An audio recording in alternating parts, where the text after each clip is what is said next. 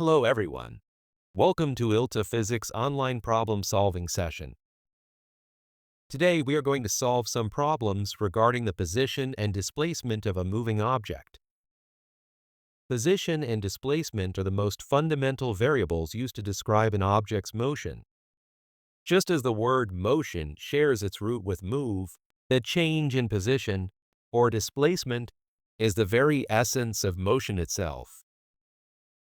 As you can see in the picture of the snail race at the bottom right, we can determine the position, path, and direction of the snails as they race along. Today we will work on problems involving motion diagrams, which are a great way to describe motion, as well as displacement and distance, which represent the change in an object's position over time. Before we jump into the problems, let's briefly review the theoretical concepts of how to visually describe a moving object. Kinematics, the branch of physics that explains the motion of objects, studies how an object moves over time. More specifically, it is the study of quantitatively describing motion using parameters such as position, displacement, velocity, and acceleration. To do this, we first learned about motion diagrams, which show the position of an object at equal time intervals to represent its movement visually. The image on the right is a motion diagram of a student who starts running from rest. So, what information can we actually get about motion from these motion diagrams? First, we can see that the student starts running to the right. This is the direction of a motion. Since the positions are shown at equal time intervals, you can see that as the student speeds up from rest, the distance between the images increases even though the time interval remains the same. This is the speed or velocity of a motion. In this way, motion diagrams have the great advantage of representing the velocity and direction of a moving object in an intuitive and visual way. To represent motion diagrams more efficiently from a kinematic perspective, we use the particle model. Since our focus is on the motion itself, the actual shape or size of the object isn't very important. Therefore, to analyze the motion, we represent the object as a single point at its specific location. If we represent the running student's motion using the particle model, we mark the object's position at each time with a black dot and indicate the direction of motion with an arrow. So far, we've looked at how to express motion intuitively. Now, let's calculate this motion quantitatively from a kinematic standpoint. When we place each object represented by the particle model onto a coordinate axis, that becomes its position. Generally, for linear motion, we use a horizontal axis to indicate position. Now, let's describe the motion. First, when an object moves, the difference between the final position and the initial position is defined as the displacement. For linear motion, displacement is represented as a vector that can have a positive or negative value depending on the direction of motion. On the other hand, when we want to represent just the total length of the path traveled, regardless of the direction, we use a scalar value called distance. I hope you clearly understand these theoretical concepts. Trying to solve problems without understanding the theory makes it difficult to get a good grade on the actual exam. Please make sure to listen to the related theory lecture first and solve the problems based on a solid understanding. All right, let's solve the related problems along with the concepts. Problem number 2 asks us to represent a written description of motion using a motion diagram with a particle model. Here is the scenario. A man rides a bike for 5 minutes. Then the tire goes flat, so they spend 5 minutes repairing it on the spot. Finally, he can't fix it, so he walks and pushes the bike for 10 minutes. At this point, please pause this video, read the problem yourself, and try to understand the motion described. Then come back to the lecture. Now that you understand the problem, let's draw the motion diagram using the particle model. Although it isn't explicitly mentioned, let's assume the motion is in a straight line in one direction, starting from the left and moving toward the right for convenience. A motion diagram shows the position of an object at equal time intervals. Again, while not specified, let's use a time interval of 1 minute, as the problem describes motion over several minutes. Since we are using the particle model, we represent the cyclist's position with a single black dot. Since we assume the direction is to the right, the dots representing the position will be laid out toward the right as time passes. For convenience, we will label each dot with numbers starting from 0 to show the time sequence. For the first 5 minutes, the man rides at a constant speed. This motion from left to right is shown by the first 5 dots. Then the tire goes flat, and he stays in the same spot for 5 minutes. Since the object didn't move as time passed, the dots would normally overlap at the same position. To show this clearly, I've drawn 5 dots vertically downward at 1 minute intervals at that same horizontal location. Finally, he can't fix the bike and walks for 10 minutes. Since there is 1 dot per minute, 10 dots are marked at a constant speed, meaning equal spacing.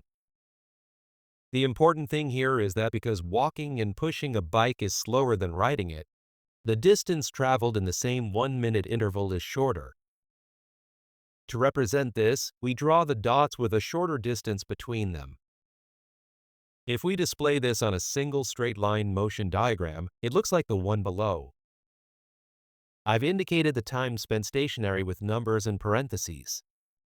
Please remember that since these are drawn at equal time intervals, a large distance between 2 dots means high speed, while a short distance means the object is moving relatively slowly.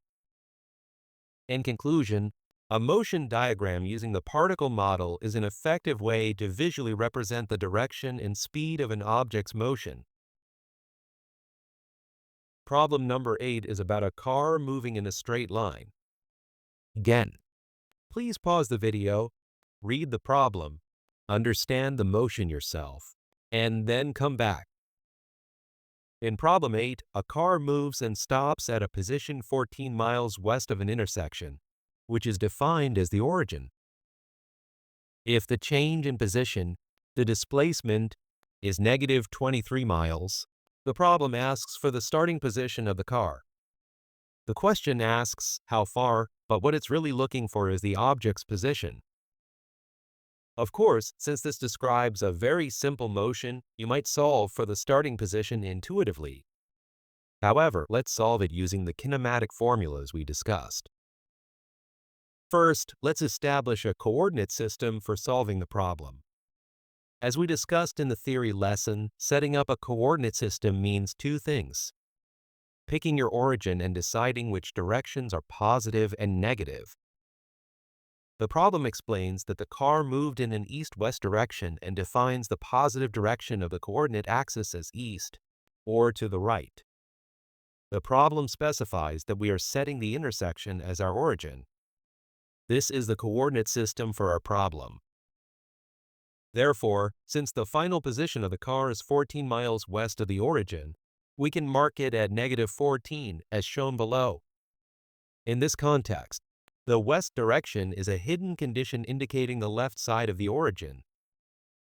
The problem actually gives us the displacement as a condition, so we need to start by calling up the physics formula for displacement. Since displacement is calculated as the final position minus the initial position, according to the formula, total displacement is negative 23, and the final position is negative 14. Therefore, x initial equals plus 9 miles. This means the car started at a position 9 miles to the right of the intersection. One thing to be careful about here are the 2 physical quantities expressed as negative numbers. First, the final position being negative 14 miles means it is located to the left of the origin in our coordinate system. Second, the displacement being negative 23 miles means the direction the car moved was to the left. Displacement is a vector quantity with both magnitude and direction, so please make sure you understand its meaning clearly. If this isn't clear yet, please review the theory lecture before coming back. Problem number 9 involves a bee that flies 500 meters east, then 400 meters west, and finally 700 meters east. The problem is asking how far the bee is from the hive in the end. Again, this is a question about its final position. Unlike the previous problem, there is no information provided about the coordinate system. This is the case for most problems. In these situations, you must first set up your own coordinate system to solve the problem quantitatively. Setting up a coordinate system means choosing an origin and deciding which directions are positive and negative. Generally, for linear motion, it's common to use a horizontal line and set the rightward direction as positive. Also, it is standard to set the object's starting position as the origin. However, you don't have to do it this way. You should choose whatever is most effective for the given situation. For this problem, we will set the bee's initial starting point as the origin. So first, a bee flies 500 meters to the east or to the right. Then it flies 400 meters to the west or to the left.